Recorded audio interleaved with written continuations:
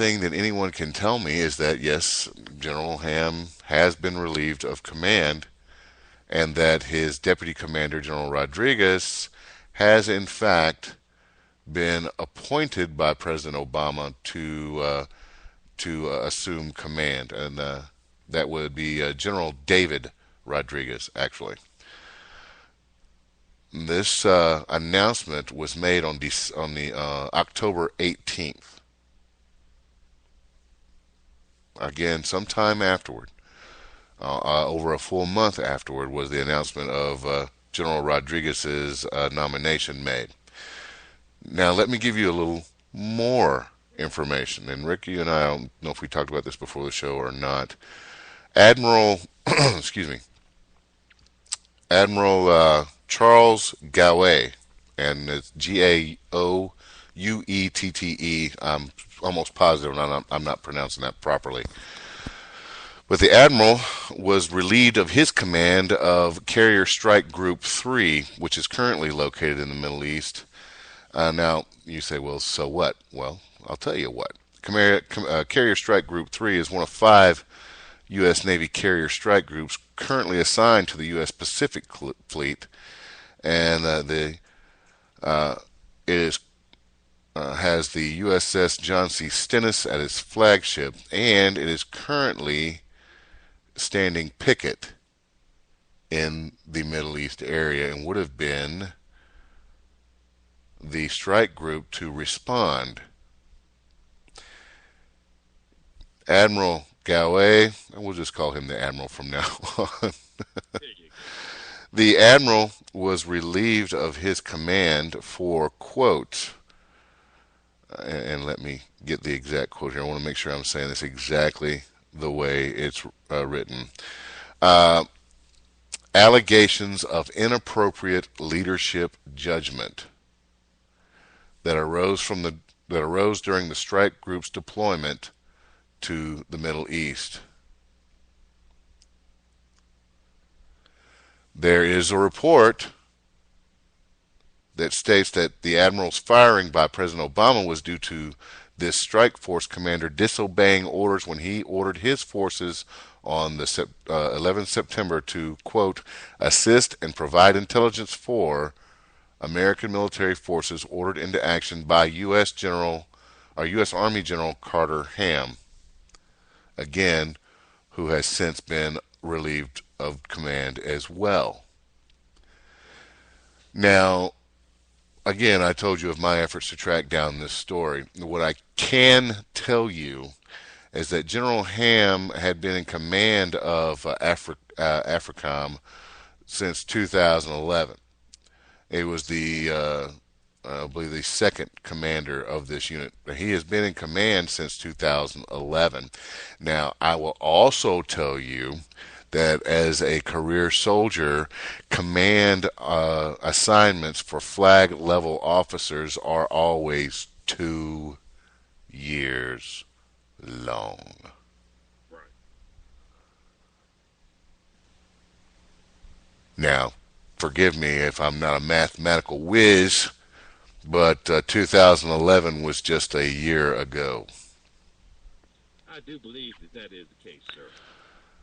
Now, General Dempsey, the chairman of the Joint Chiefs, along with Secretary of Defense Leon Panetta, issued a statement written just this last Monday refuting that General Ham had been dismissed because of any attempt to disobey an order to stand down.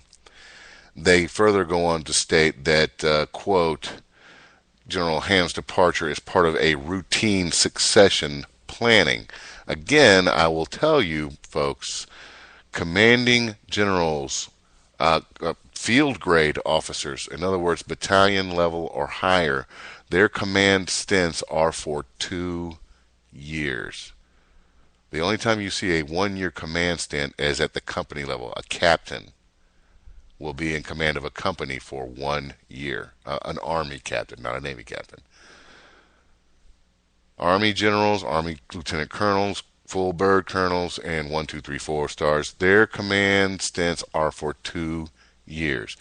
It gives them a greater time to influence the direction of their larger unit and to actually have a greater influence over time. And it gives a little stability to the force. Where you only have 1 year deployments as commanding officers at the company level to give other junior officers the opportunity to lead. Right. So, I don't know, Rick. What do you think? A flag officer relieved after 1 year as part of a routine succession plan? Something smells rotten over here. Well, I will tell you that,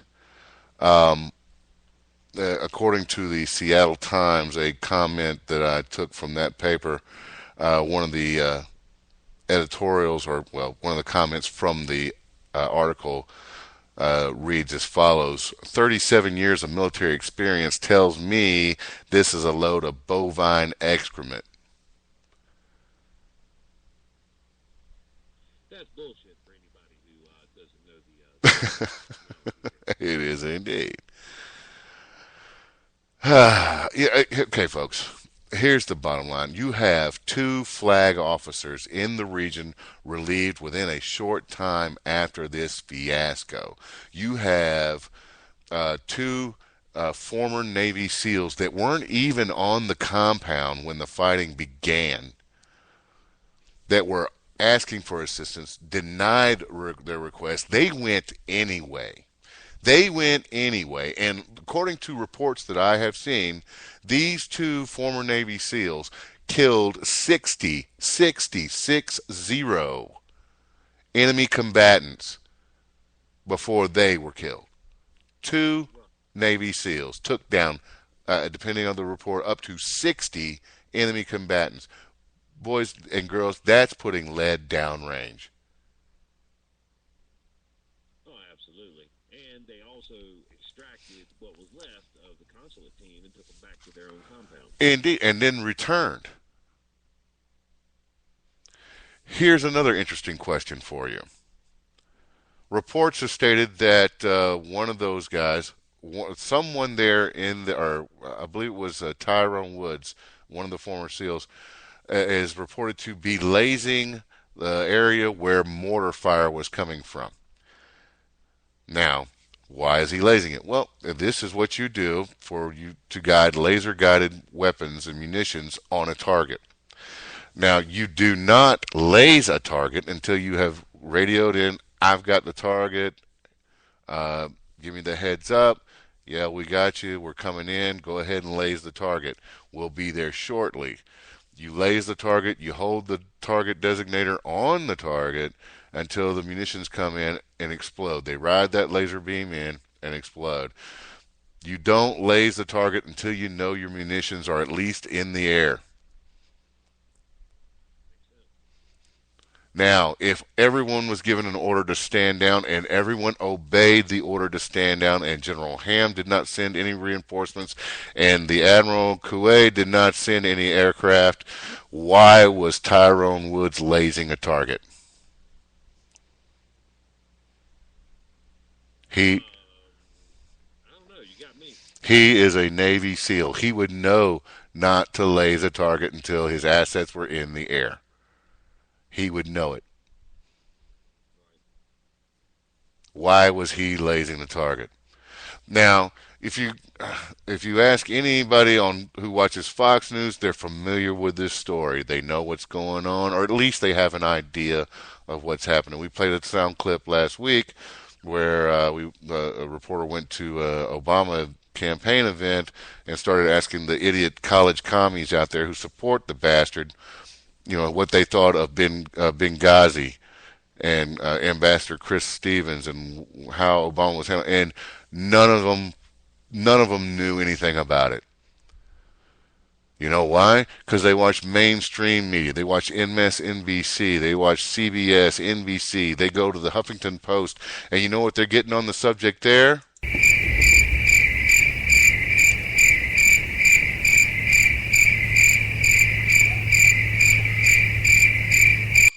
That's right, Crickets. Nothing. No coverage. Out of the five, Why would we want to cover that?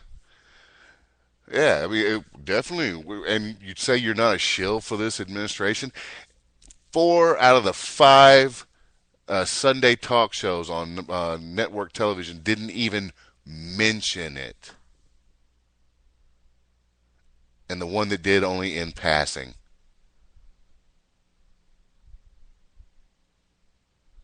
Yeah, it's rather ridiculous. It goes back to what I said earlier about having some integrity. Well, you gotta know what that word means first. Well, see, it's just as bad to purposely withhold information that needs to go out as it is to spread disinformation. Right. I agree. It's a propaganda of silence. Right. Now, I know this clip is going to run us long, Rick, but you very specifically said this one was worth the play, and I agree. I listened to it in its entirety.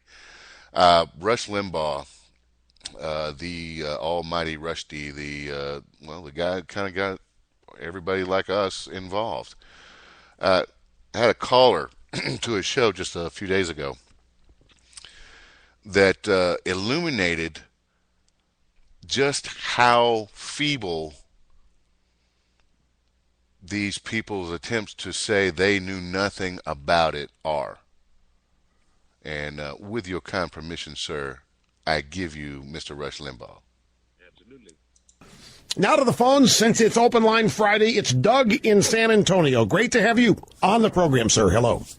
Hi, Rush. Thanks. I wanted to speak to the question of when the president knew and why Secretary Panetta refused to support the CIA annex request for either to move to the consulate or to be reinforced. Within a few minutes of the consulate being under attack, I'm a retired lieutenant colonel, special operations planner for 15 years. The personal security detail for the ambassador notified the communications room in Tripoli, who then, on the top secret side, sent a message to the White House Situation Room that the ambassador was in peril. Okay? And they did that by code word, and it would have been within minutes of the attack commencing. The White House Situation Room has a list of what's called essential elements of friendly information. That's the military's acronym for it, but they would have a similar thing, critical information list. Certain things go right to the person that's standing next to the president, both military and civilian leadership. So he would have known within minutes, or is supposed to be informed within minutes, because an ambassador is a 4-star equivalent, very high, very important person, represents the president, and essentially is the president's, is the surrogate of the president in that country. So the White House cannot deny that the president knew immediately. They are. They are. Well, it's a bald-faced lie. I'm giving you some inside baseball information. I believe you. You're talking about watch desks. That tells me you know what you're talking about. Well, it's even a little more frustrating than that. So when that message, that code word goes out, flash traffic, that an ambassador is in peril, okay? We have heard this. This is in our parlance. The way we heard this, Doug, was essentially the panic button was hit. That's how we civilians. This was explained to me the first time somebody who knew what they were talking about referenced this as a panic button. Essentially, was hit, and that once that happens, everybody that receives it knows what's going on. There's no doubt about it. So that's pretty much true, right? Right, but it's even more detailed than that, Rush. What it means is when the code word goes out, there's standard operating procedures. The geographic combatant commander that's responsible for Libya would have been part of that message traffic, and his Think in Extremis force, which is a special forces unit. Okay, let me stop you there for another question. So, because what a lot of people have been told, The excuse that has been offered, in fact, from Condoleezza Rice on Greta Van Susteren a couple nights ago, the impression is, well, there's so much traffic coming in. There's so many emails, so many cables, so many memos. It's it would take somebody hours to sift through it. What you're telling me is that there are systems